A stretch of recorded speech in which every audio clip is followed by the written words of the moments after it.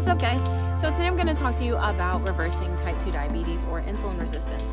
So if you're new here, I got into my holistic health journey when me and my dad were having a lot of issues in 2016, 2017. And in November of 2016, he was actually diagnosed with Graves' disease, which stemmed from his type 2 diabetes.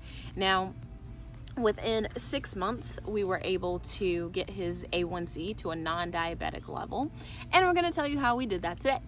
So first, looking at insulin resistance. Insulin resistance is a condition where cells are no longer appropriately responding to circulating insulin throughout the bloodstream. And that can be caused by two things in particular. The first being high inflammation that's normally in your diet, or the second being high fat in the diet.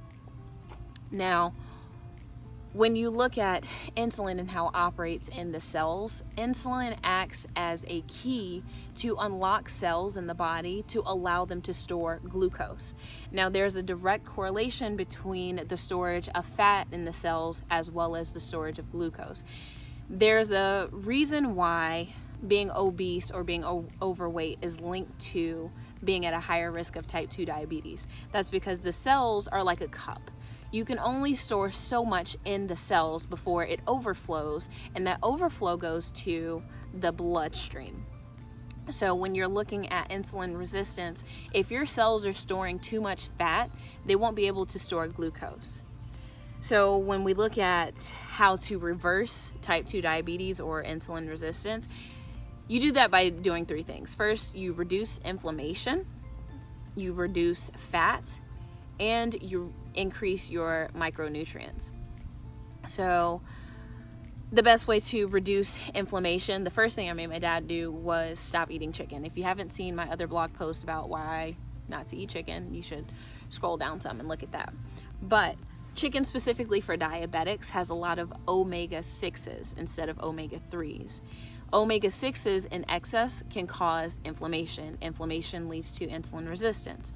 So you want to have more of your fish, more of your omega-3s to make sure that you're reducing your insulin resistance.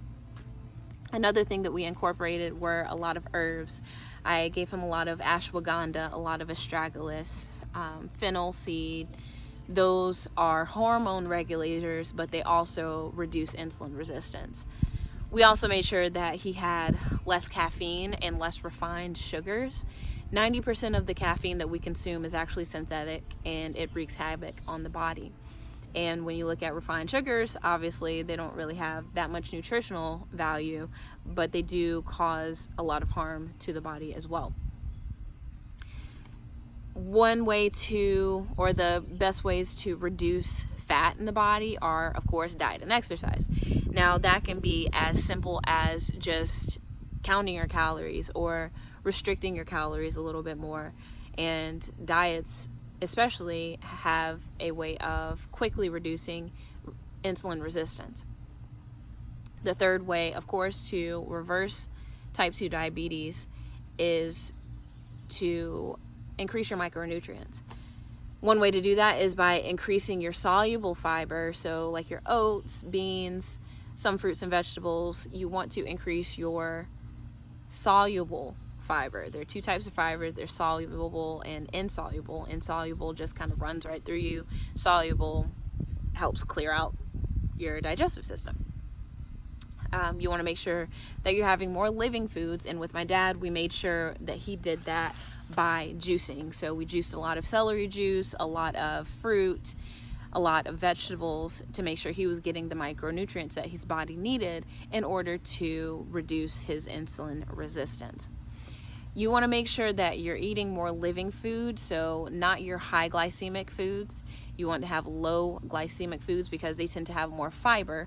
More fiber slows down the digestion of those foods, so you have less blood sugar that goes straight to your bloodstream, and it slowly digests so that you don't have spikes in insulin. So your low glycemic foods are going to be your apples, your watermelon, cherries, plums, strawberries, peaches, and pears.